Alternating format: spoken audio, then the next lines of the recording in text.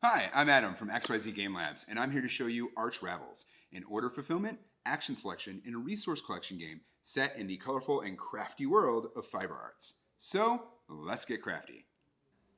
Okay, so here we have the base setup for ArchRavels. So you're going to have a yarn bazaar that is full of yarn tokens, both these little 3-piece tokens and individual 1-piece tokens. You're going to have your row of items that or patterns that you can create, and then we have the yarn bazaar. So you'll just go ahead and fill the yarn bazaar from the deck. So in this case, we'll lay out these 6 cards and straighten them up a bit. Then we'll make the project list. So for that, we have a deck of project cards. And we'll put 3 of these down here. And put the rest there. This project list is going to be, the size of this little deck here is going to be dependent upon the number of players. So depending on how many players you're playing, depends on how many projects go into that list. Then each player is going to get a bowl with 1 of each yarn token in it. And we're going to have to choose which players we want to play as. So for this, we've got 4 different players we can choose from. We have the Master Crafter, who gets more craft actions than anyone else. And for that, we have Derek or Amara. We've got the Color Specialist, who can craft using 1 of any color as their special ability. And for that, we have Alex or Niha. We've got the Yarn Spinner, who can make their own yarn, so they can take 3 yarn of 1 color from the Yarn Bazaar for free. And we've got Ted or Eliza for that one. And then this is the one we use for our demo today. This is the Shopper or Thrifty character, and they have more shop actions than anyone else. And for this we have Rebecca and Theo. So we'll use Rebecca. So now the player has selected their board, they've got their yarn. The only thing left to do for them is give them their action selection token and their patterns. So these are the pattern tiles. Each player will get 3 of these, a bear, mittens, and a scarf. And the color requirement patterns on them are slightly different on each one. And these just go down here on the bottom of your board. These are the things that are going to tell you how to actually craft something using the yarn that you have. So you can see here, a hat is 2 different colors. That just means 2 yarn of any colors, as long as they are different. The bear is 3 of 1 color. So in this case, 3 oranges. The mittens are 2 colors, 3 yarn total. In this case, 2 purples and a green. And the scarf is 4 different colors. In this case, yellow, purple, blue, and red. So once you've done all that, you've completed setup, you're ready to go. So let's go ahead and jump into a game. Okay, so let's talk about actions in the game. There are 4 action spaces on every player board. You're going to have a shop action, a craft action, an exchange action, and then some kind of combo action. In this case, looking at Rebecca, we've got shop 4, craft 2, shop 2 and craft 1, or exchange. First one we'll talk about here is the least exciting of them. It's exchange. So to do the exchange action on your turn, you would select the exchange action by putting a marker there. Just note you cannot do the same action 2 turns in a row. So in this case, we're going to use the exchange action. And what that lets you do is take any number of yarn out of your bowl of 1 color and exchange it for any other color in the bazaar. So in this case, maybe I'll take this one green and I'll exchange it for, say, a purple. Now, the other actions you can do here are shop, craft, some kind of combo action, and then depending on the board you're using, for instance, if you are using the Color Specialist or the Yarn Spinner, they'll have some unique actions here at the bottom that are explained in the rulebook. In this case, if I'm going to shop 4, it means I would take 4 cards worth from the Yarn Bazaar. So I'll take this red 2, this blue, this purple, and this yellow. So I'll grab 2 red, a purple, a blue, and a yellow, and I'll go ahead and put those into my yarn bowl, and then I get rid of these cards. That completes the action phase if that's the action that you're using. The next thing you'll do is go to the restock phase, where you'll reveal cards from the top of this to fill in the spots of the bazaar. When you do that, sometimes you may get cards that are not yarn, such as event cards or special requests. So we'll go over event cards first. So this is the event Tangled Cat. It's one of 5 or 6 events that are in the game. And what this one does is it says, choose a player. That player cannot craft on their next turn. So if I get this one, I take it from the bazaar, resolve it immediately by putting it here, And then I'm going to go ahead and give this little cat meeple to another player at the table. Once I put the cat meeple in the bowl, for the next turn, they won't be able to craft. So that's just a reminder for them that they cannot craft. And then on their next turn, they'll be able to remove the cat and then craft once again. The other thing that showed up there was a special request.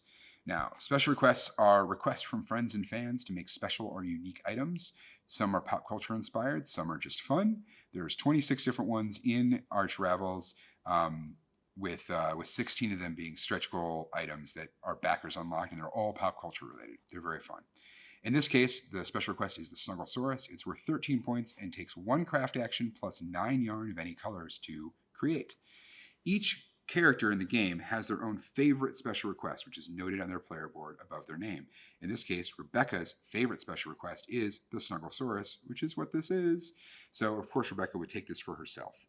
When you first take it, you just put it on your player board or somewhere else. Then, once it's crafted, you're going to go ahead and move it to the finished objects area over here, just like anything else that you would have in the game.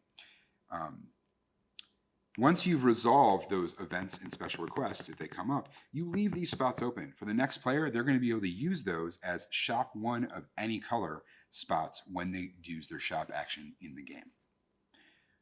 All right, so then another action that we have in the game is, of course, your crafting action, which is where all the magic happens, right? This is where you get to make the items that let you get some points.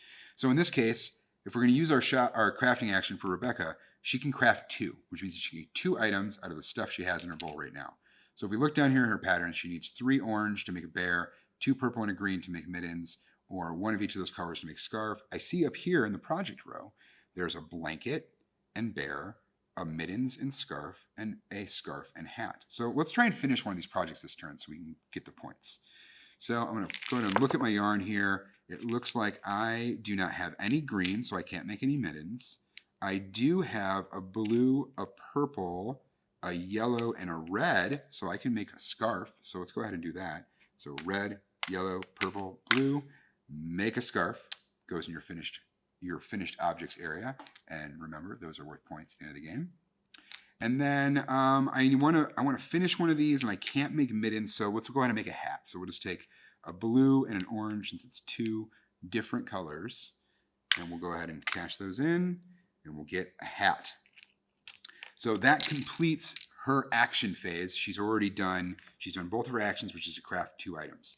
Now you move to the restock phase. Since there are open spots in the bazaar, she's going to get to restock even though she didn't take anything from the bazaar. So in this case, restock. It looks like we'll get a couple more yarn cards in there. Now, during the restock phase, there's a couple actions you can do. One is you can turn in an item you've already crafted, so turn it back into the supply, to flip over your pattern tile and learn that pattern. What that's going to do for you is going to remove the color requirement, the specific color requirements for your character. So in this case, a scarf used to be a yellow, a purple, a blue, and a red for Rebecca. If she learns the pattern by turning in an item, she's going to get 4 points at the end of the game. And now, when she makes a scarf, it only takes 4 yarn of different colors. Doesn't matter what colors those are, as long as they are all different. Same thing can happen with your bears and your mittens. You'll notice that the blanket and the hat, that does not apply. So that's one thing you can do on your restock phase, is you can learn one of these patterns. You also can frog an item, where you can take an item, you can turn it back into the supply, and you can take yarn equal to whatever its pattern is. So in this case, if I was to frog this scarf, I would have to get back a yellow, purple, blue, and red. However, if I was going to frog this hat, I just have to take 2 different color yarn. Doesn't matter which ones I take, because that's the only requirement on my board at that time. If you had learned a pattern, once you can also take yarn of whatever colors you want to, as long as they match that rule. The third thing you can do during the restock phase is you can turn in any items you have to complete projects. And this is where you really earn the most points in the game, this and doing special requests. So in this case, we've got a hat and a scarf. We'll go ahead and turn those items in, and we'll complete the lumberjack project. We'll go and tuck that in our board, get them 13 points, and then we'll reveal projects to fill in the spot.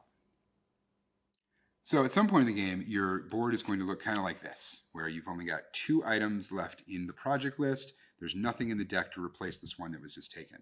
At that point, whoever took this one project is going to be the active player, and they're going to go ahead and finish their turn. So they may do some more restock actions, they may learn some patterns, they may try and make another item or 2 if they can. But in general, they're going to finish out their turn. Then every other player at the table is going to get one chance to make one more item using what is in their bowl. So they could be making an individual item, they could be finishing a special request. They're going to get a chance to do one of those things. Once all of that's done, everyone's going to add up the points that they have on the completed projects that they finished, the completed special requests that they finished, any items they had left over that they didn't use as part of fulfilling a project, any of these pattern tiles they flipped over. Each one of these things is going to be worth points. And then, of course, if you got your favorite request, you'll add those bonus points as well. You're going to subtract points for the number of yarn left over in your bowl and any special requests that you got, but you weren't able to actually finish.